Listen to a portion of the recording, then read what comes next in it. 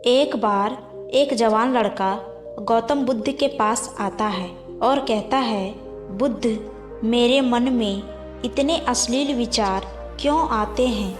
मेरे मन में अक्सर काम वासना के विचार चलते रहते हैं, जिनके बारे में सोच सोच कर मैं अपना बहुत सा समय और ऊर्जा बर्बाद कर देता हूँ, जिनकी वजह से शांत नहीं रह पाता हूँ और हमेशा ही विपरीत लिंग के प्रति आकर्षण महसूस करता हूँ। बुद्ध ने मुस्कुराते हुए कहा, क्या तुम्हें पता है काम वासना होती क्या है? लड़के ने कहा, बुद्ध, मुझे ये तो नहीं पता कि काम वासना का मतलब क्या होता है, लेकिन ये जो कुछ भी है बहुत बुरी है। बुद्ध ने कहा कि प्राकृतिक रूप से जो भी हमारे अंदर है उसकी कुछ ना कुछ ज़रूरतें हैं। वासना एक प्रकार की भावना है जो हमें किसी न किसी चीज़ की कमी का एहसास करवाती है। फिर हम उस कमी की पूर्ति के लिए उस चीज़ की तरफ आकर्षित होना शुरू कर देते हैं। जैसे अगर किसी के पास धन की कमी है तो उसके अंदर धन के प्रति आकर्षण यानी धन की वासना उत्पन्न हो जाएगी। तो वासना कुछ और नहीं बल्कि एक प्रकार की कमी, एक प्रकार की ज़रूरत का एहसास है, और जब ये ज़रूरत शारीरिक हो तो हम इसे काम वासना कह देते हैं। लड़के ने कहा, बुद्ध, यह तो समझ में आ गया कि काम वासना का मतलब क्या है, लेकिन ये हमारे अंदर आती कहाँ से है, यह उत्पन्न कैसे होती है?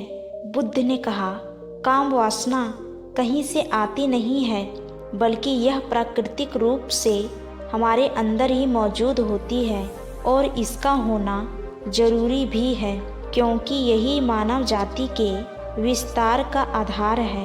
लड़के ने कहा, बुद्ध, जब काम वासना प्राकृतिक रूप से हमारे अंदर मौजूद है, तब फिर लोग काम वासना को गलत क्यों बोलते हैं? बुद्ध ने कहा, यह एक बहुत बड़ी समस्या है कि लोगों ने काम वासना को गलत नज़रिए से देखना शुरू कर दिया है, इसे दबाने की कोशिश करना शुरू कर दिया है। काम वासना का होना गलत नहीं है, बल्कि काम वासना का बेलगाम होना गलत है। केवल उसी के बारे में हमेशा सोचना, केवल उसी के लिए जीना, केवल उसी को अपने जीवन का लक्ष्य बना लेना गलत है। बुद्ध ने उस लड़के से पूछा, तुम्हें क्या लगता है, क्या जानवरों में भी काम वासना होती है? लड़के ने कहा, हाँ बुद्ध, जरूर होती है, क्योंकि आखिर जानवरों को भी तो अपनी पीढ़ी आगे बढ़ानी है। बुद्ध ने कहा, फिर हम जानवरों की काम वासना को गलत क्यों नहीं कहते? लड़के ने कहा, पता नहीं बुद्ध, आप ही बताएं। बुद्ध ने कहा, क्योंकि जानवर अपनी काम वासना का उपयोग सिर्फ संतति उत्पन्न करने के लिए करते हैं, उससे खुशी प्राप्त करने के लिए नहीं, और ना ही सुख भोगने के इरादे से, क्योंकि जानवरों को प्रकृति ने इतनी सोचने समझने की क्षमता ही नहीं दी है कि वह अपनी काम वासना को अपने क्षणिक सुख का आधार बना सके, जबकि हम इंसान अपनी सोचने समझने की क्षमता का दुरुपयोग करके प्राकृतिक में पाई जाने वाली हर एक चीज़ का अपने सुख और आनंद करने का प्रयास करते हैं। हम इंसानों ने काम वासना के साथ यही किया है, इसे अपने आनंद और भोग का आधार बना लिया है। जिस भावना को प्राकृतिक ने मानव जाति का अस्तित्व बनाए रखने के लिए हमारे अंदर डाला था, उसे हमने जीवन का सर्वोपरि लक्ष्य बना रखा है, और इंसानी काम वासना का ये बेलगाम होना ही उसके दुखों का कारण है।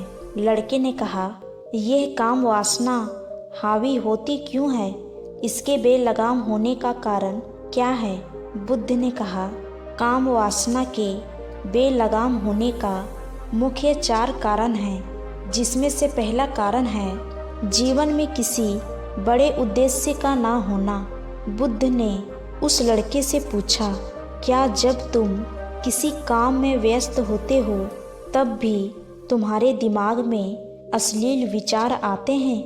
लड़के ने कहा, नहीं बुद्ध, जब मैं व्यस्त होता हूँ तो मेरे दिमाग में अश्लील विचार नहीं आते हैं। बुद्ध ने कहा, हमारा दिमाग एक बार में सिर्फ एक ही चीज़ के बारे में सोच सकता है, इसीलिए जब हमारे दिमाग में कोई दूसरे विचार चल रहे होंगे तो अश्लील विचार आ ही नहीं सकते।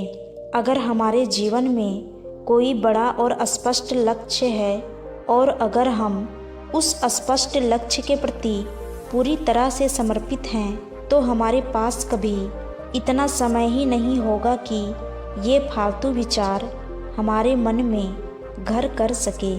और अगर ऐसे विचार उठते भी हैं तो हमारे मजबूत लक्ष्य के विचार इन्हें आसानी से हमारे मन से अलग कर देंगे। लेकिन समाज की असल समस्या यही है कि अधिकतर लोगों के पास उनका स्पष्ट लक्ष्य ही नहीं है। काम वासना के बेलगाम होने का दूसरा सबसे बड़ा कारण है समाज के द्वारा इसे गलत बताकर उसे दबाए जाने की कोशिश करना।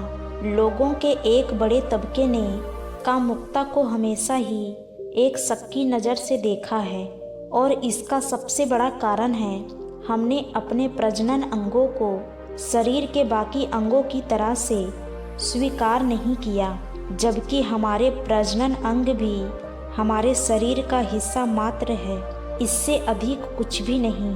आगे बुद्ध ने कहा, इंसानों में कामुकता के हावी होने का तीसरा कारण है हमारा अपने विचारों के प्रति जागरूक ना होना। हमारे मन में कैसे विचार चल रहे हैं हम इस पर कभी ध्यान ही नहीं देते। हमारे मन में उठने वाले विचारों के बारे में एक अनोखी बात यह है कि जब हम किसी एक चीज़ के बारे में विचार करते हैं तो हमारा मन उसी से संबंधित और भी विचार हमारे सामने रखना शुरू कर देता है और फिर ऐसे ही हमारे मन में विचारों की एक श्रृंखला बन जाती है जिस पर हम उलझ कर रह जाते हैं। ठीक ऐसा ही होता है अश्लील विचारों के साथ। हमने एक बार किसी को देखकर अपने मन में एक अश्लील विचार पैदा किया, फिर हमारा मन अपने आप ही इन विचारों की श्रृंखला बना देता है जिनके बारे में सोच सोच कर हम अपनी बहुत सी ऊर्जा और समय बर्बाद कर देते हैं। इसीलिए पूरी जागरूकता के साथ अपने अंदर उठने वाले विचारों पर ध्यान देना जरूरी है। बुद्ध ने कहा, अश्लील विचारों के हावी होने का चौथा कारण है बुरी सोच और अश्लील विचारों वाले लोगों की संगति करना। कई बार ऐसा होता है कि कामुकता हमारे अंदर नहीं होती, लेकिन कुछ अश्लील लोगों के साथ रहने की वजह से यह हमारे अंदर हावी हो जाती है। इसीलिए बुरे विचार वाले लोगों से दूरी बनाकर रखनी चाहिए। लड़के ने कहा, बुद्ध, ये तो समझ में आ गया कि कामुकता हावी कैसे होती है, लेकिन इसे हावी होने से रोका कैसे जा सकता है। बुद्ध ने कहा, सबसे पहले तो तुम यह समझो कि काम वासना की ऊर्जा को रोका नहीं जा सकता, इसे सिर्फ रूपांतरित किया जा सकता है। और इस ऊर्जा को रूपांतरित करने के दो तरीके हैं, पहला है प्रेम, दूसरा है ध्यान। जब हम सच्चे प्रेम में होते हैं तो हमारे अंदर हमारी खुशी और हमारे आनंद में परिवर्तित हो जाती है। लेकिन ज़्यादातर लोग शारीरिक आकर्षण को ही प्रेम मानते हैं, जो कि ऊर्जा को नष्ट करता है। रूपांतरण नहीं, काम वासना की ऊर्जा को शरीर के अंदर रूपांतरित करने का सबसे सफल तरीका है ध्यान। ध्यान के माध्यम से आप अपने अंदर स्थित आनंद के उस केंद्र में स्थापित हो जाते हैं जिसके सामने दुनिया का हर भोग विलास फीका लगने लगता है। ऐसा नहीं है कि आप ध्यान में उतरने के बाद वह सब सोचने और करने में सक्षम नहीं होते, बल्कि आप उससे ऊपर उठ चुके होते हैं और फिर यह सब हरकतें आपको छोटी और बचकानी लगने लगती है। लड़के ने कहा, लेकिन बुद्ध, ध्यान की शुरुआत कहाँ से करें? बुद्ध ने कहा, सबसे पहले तुम खुद के साथ अकेले में समय बिताना शुरू कर दो, क्योंकि जो इंसान जिसके साथ सबसे ज़्यादा समय बिताता है वो उसको सबसे ज़्यादा जानने लगता है। और जब तुम खुद को ज़्यादा जानना शुरू कर दोगे तो यह सारे भौतिक सुख तुम्हें छोटे लगने लगेंगे और फिर एक दिन ऐसा भी आएगा जो तुम्हारे चाहे बिना तुम्हारे दिमाग में किसी भी तरह के विचार उठना बंद हो जाएंगे। धन्यवाद।